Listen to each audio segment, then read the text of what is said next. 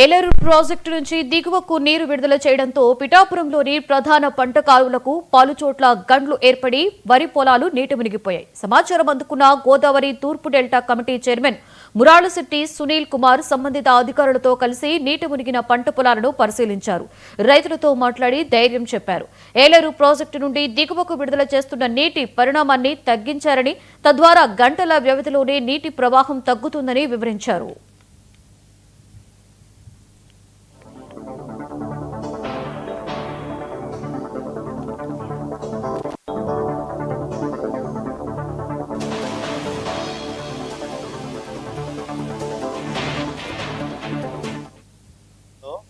గత వారం రోజులుగా గౌరవ డిప్యూటీ చీఫ్ మినిస్టర్ మన పిఠాపురం శాసనసభ్యుడైనటువంటి శ్రీ కొణిదెల పవన్ కళ్యాణ్ గారు నిత్యం నాయకులతో యంత్రాంగంతో అందరితో పర్యవేక్షిస్తూ ఉన్నారు.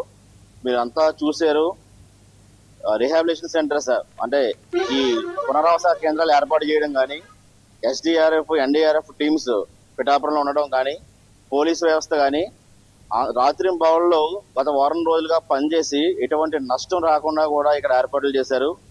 మన ఎమ్మెల్సీ హరిప్రసాద్ గారు, అలాగే ఎంపీ ఉదయ్ శ్రీనివాస్ గారు, డిసిసిబి చైర్మన్ తుమ్మలబాబు గారు, వీళ్ళందరూ కూడా పూర్తి పర్యవేక్షణలో 4-5 రోజుల నుంచి ఈ అన్ని విజిట్ చేస్తూ ఉన్నారు.